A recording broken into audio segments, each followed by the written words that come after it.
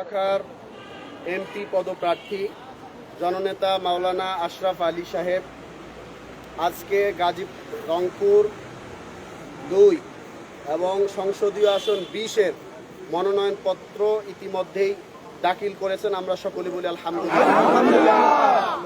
আমাদের স্বাধীনতার 53 বছরে আমরা যতবার নির্বাচন আসে আমরা এই তারাগঞ্জ উপজেলাবাসী সবসময় আমরা শাসনের দ্বারা এক রকমের আমরা শোষণের শিকার হয়েছি। শাসনের নামে আমাদেরকে শোষণ করা হয়েছে। আমরা প্রতিবারেই বদরগঞ্জ থেকেই শুধু আমরা প্রার্থী পেয়েছিলাম, কিন্তু তারাগঞ্জ সব সময় অবহেলিত ছিল। এই বিষয়টি হযরত পীর সাহেব চরমনাই বিশেষ বিবেচনায় নিয়ে যে না, শুধুমাত্র বদরগঞ্জ থেকেই নয়, কোনো সময় তারাগঞ্জ থেকেও সুযোগ দেওয়া উচিত।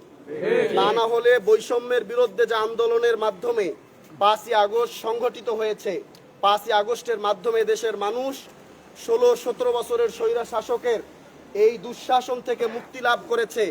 যদি তারাগঞ্জ থেকে একজন প্রার্থীকে মনোনীত করা যায় এবং তারাগঞ্জ মানুষের যে আকাঙ্ক্ষা, সেই আকাঙ্ক্ষা পূরণ যথাযথভাবে হবে বলে আমরা মনে করি।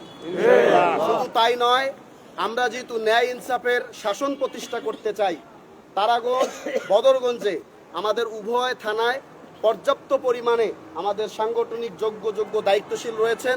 পীর সাহেব চাইলে বদরগঞ্জ থেকেও মনোনয়ন দিতে পারতেন, কিন্তু সব দলই শুধু বদরগঞ্জ থেকেই দেয়।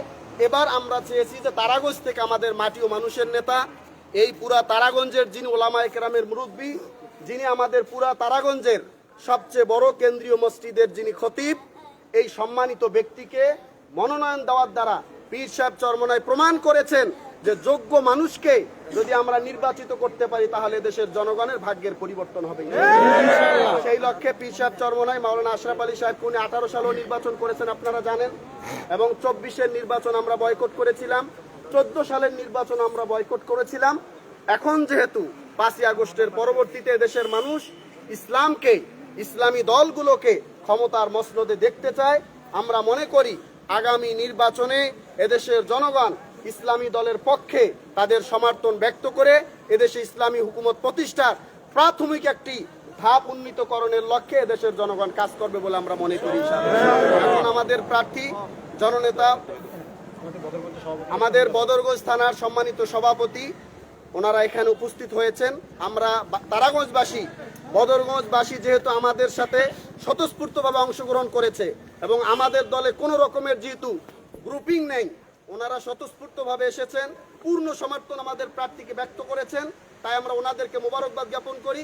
এখন আমাদের তারাগঞ্জ উপজেলা, বদরগঞ্জ উপজেলার সম্মানিত সভাপতি সাহেব একটু সংক্ষিপ্ত কথা বলবেন। আসসালামু আলাইকুম ওয়া রাহমাতুল্লাহি ওয়া বারাকাতুহু। ওয়া আলাইকুম আসসালাম ওয়া রাহমাতুল্লাহ। আল্লাহকে শুকরিয়া, আমরা সবাই এখানে সম্মিলিত হয়ে আমাদের মনোনীত প্রার্থী ইসলামী আন্দোলন যেহেতু, তো সেখানে ওলামায়ে কেরামের সবচেয়ে যোগ্যতা সম্পন্ন ব্যক্তি, ঠিক কিনা? এই জন্য পীর সাহেব এর পক্ষ থেকে, কেন্দ্র থেকে আমাদেরকে ওভাবে বলা হয়েছে বৈষম্যের বিরুদ্ধে যেহেতু আন্দোলন, বৈষম্য রাখা যাবে না, তারাগঞ্জ অবহেলিত থাকে, এই জন্য তারাগঞ্জের পক্ষ থেকে আমাদের প্রার্থী দেওয়া হয়েছে। সবাই বলি আল্লাহুম্মা আমিন। আল্লাহ পাক কবুল করুক। আমরা সামনে কাঁধে কাঁধ মিলিয়ে সব স্তরে ইনশাল্লাহ কাজ করব, এটাই হলো অঙ্গীকার। আর ইসলামী আন্দোলন এবং সমজাতীয় যদি এই সমঝোতা থাকে, তো ইনশাল্লাহ এবারে আমরা আশা করি ইসলামের পক্ষেই রায় আসবে ইনশাআল্লাহ। ইসলামের পতাকা এবার উত্তীর্ণ হবেই ইনশাআল্লাহ। তো আপনাদের সবাইকে ধন্যবাদ। আমরা আপনাদের সাথে আছি, সবাই আমরা এককভাবে কাজ করব, কাঁধে কাঁধ মিলিয়ে। আল্লাহ আমাদের সবাইকে তৌফিক দান করুন। সংগ্রামী উপস্থিতি, এখন আপনাদের সামনে কথা বলবেন আমাদের ইসলামী আন্দোলন বাংলাদেশের মহতারাম আমির হযরত পীর সাহেব হুজুর চরমনাই মনোনীত রংপুর 2 আসন তারাগঞ্জ বদরগঞ্জের হাতপাকা মার্কার এমপি পদপ্রার্থী জননেতা জনাব আলহাজ হযরত মাওলানা আশরাফ আলী সাহেব।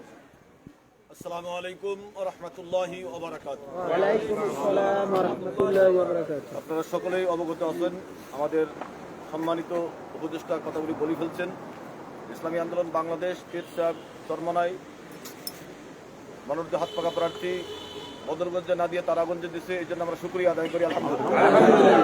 এবং আমরা আজকে একত্রিত হয়েছি, আপনারা সকলে জানেন আজকে মনোনয়নপত্র জমা দেওয়ার লাস্ট ডেট। আমরা ইনশাল্লাহ সময় পার হওয়ার আগেই আমাদের মনোনয়নপত্র আমরা জমা করেছি সবারই সহযোগিতায়, তারাগঞ্জ বদরগঞ্জের সহযোগিতায়, মুসলমানদের সহযোগিতায় এবং ইসলামী আন্দোলনের সহযোগিতায় এবং ইসলামী সব দল যদি এক হয়ে যায় ইনশাআল্লাহ আমরা এবারে তারাগঞ্জে দেখব ইসলামী দলেরই এমপি পাবো ইনশাআল্লাহ। সর্বপ্রথম যদি আলাদা হয় তাহলে আমাদের কাজ আমরা ইনশাআল্লাহ করব।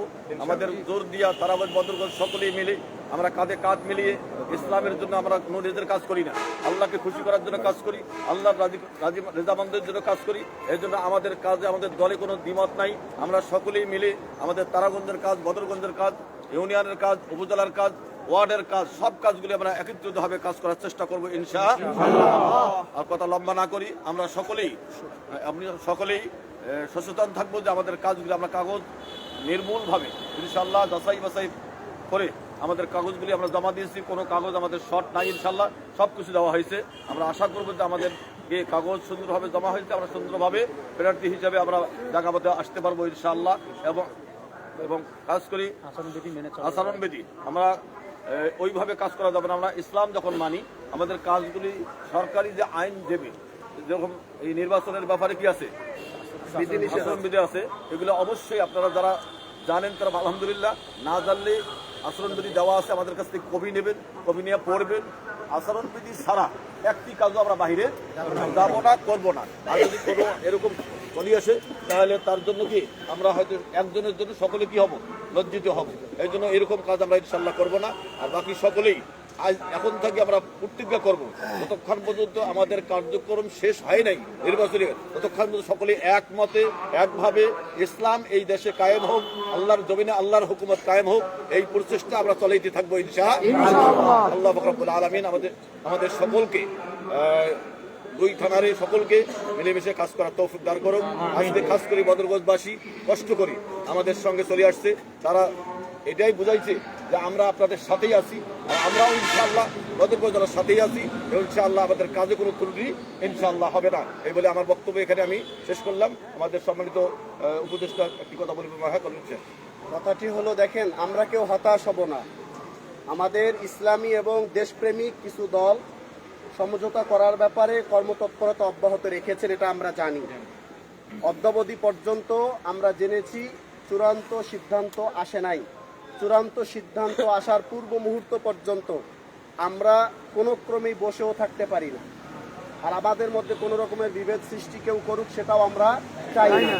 তবে ইসলামী আন্দোলনের ইতিহাস যেহেতু দল জন্মে লগ্ন থেকে অদ্যাবধি পর্যন্ত আওয়ামী লীগ, বিএনপি এই জাতীয় দলের সাথে ৫-১০টা ২০টা আসনের সমঝোতায় যেহেতু নির্বাচন করে নাই, ইসলামী আন্দোলন এদেশে কুরবানির নজির স্থাপন করেছে বিদায় বিএনপির প্রতীক ধানের শীষকে যেমনি মানুষ চেনে, আওয়ামী লীগের প্রতীক নৌকাকে যেমনি ভাবে চেনে, জাতীয় পার্টির প্রতীককে যেভাবে নাঙ্গল মানুষ চেনে, ইসলামী দলের প্রতীক হিসাবে সমান তালে হাত পাকাকে মানুষ তেমনি ভাবে চেনে। এটা এমনি এমনি হয় নাই। যদি আওয়ামী লীগ বা বিএনপির সাথে ৫-১০টা আসন নিয়ে অন্যান্য ইসলামী বা দলের মতো যদি নির্বাচন করতো তাহলে ২৯০ থেকে ৮৫টা আসনের জনগণ হাত পাখাকে চিনত না, যেটা এখন হয়েছে। মানুষ ইসলামী দলকে ভোট দিতে চায় কিন্তু প্রতীক হাত পাখা। এটা কি আমার কথা না? সারা বাংলাদেশের জরিপ হলো, মানুষ অনেক সময় অন্য দলের নামও বলতেছে কিন্তু প্রতীক কি? হাত পাখা। এর কারণ কি? এদেশের মধ্যে পীর সাহেব চরমোনাই স্বতন্ত্র একটি ধারা অব্যাহত রেখেছিলেন, অদ্যাবধি পর্যন্ত রেখেছেন, যার কারণে এদেশের মানুষ ইসলামী দলের প্রতীক হিসেবে হাত পাখাকেই চিনে। যদি ৫-১০টা আসনে নির্বাচন করত তাহলে ওই ২৮০টা আসনের জনগণ ইসলামী দলের প্রতীক চিনত না। আমরাও যদি আওয়ামী লীগ বিএনপির সাথে ইতিপূর্বে যদি অন্যান্য দলের মতো সমঝোতা করতাম, আমাদেরও ৫-১০টা ২০টা এমপি সংসদে থাকতো। সংসদে এমপি নাই বিধায় যে আমরা ছোট দল, আমাদেরকে কেউ আমরা নিজেরা আবার হীনমন্যতায় ভাববো, এই অবস্থা আমাদের মধ্যে থাকা উচিত নয়।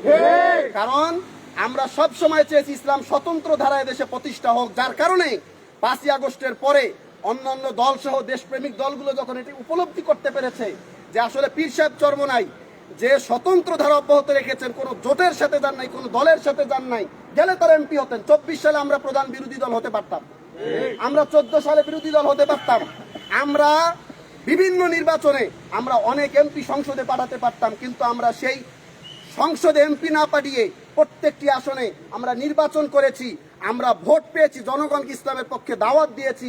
আজকে দেশের মানুষ ইসলাম চিনছে, ইসলামকে ভোট দিতে চায়, ঠিক না? এই জন্য হীনমন্যতায় ভুগবো না। আমরা সব সময় ঐক্যবদ্ধভাবেই কাজ করেছি, সেইভাবে আমরা কাজ করব ইনশাআল্লাহ। আগামী নির্বাচনে যদি 8 দল সহ অন্য দেশপ্রেমিক দল যদি ঐক্যবদ্ধভাবে এক প্রার্থীকে মনোনয়ন দেয়, আমরা তার পক্ষে, আমাদের দলের প্রার্থী যেমনি ভাবে যদি মনোনয়ন পেত আমরা কাজ করতাম, অন্য কোনো দলের প্রার্থীকে যদি মনোনয়ন দেওয়া হয়, আমরা দল মত জাতি ধর্ম বর্ণ নির্বিশেষে আমরা সেই প্রার্থীকে বিজয় নিশ্চিতকরণের লক্ষ্যে সর্বোচ্চ কুরবানির নজির স্থাপন করবো তো ইনশাআল্লাহ। তবে হ্যাঁ, আমাদেরকে মনে রাখতে হবে, যদি 300 আসনেই পীর সাহেব চরমনায় আবারও যদি নির্বাচনের ঘোষণা দেয়, এই জন্য আমাদের ঘরে বসে থাকলে হবে না।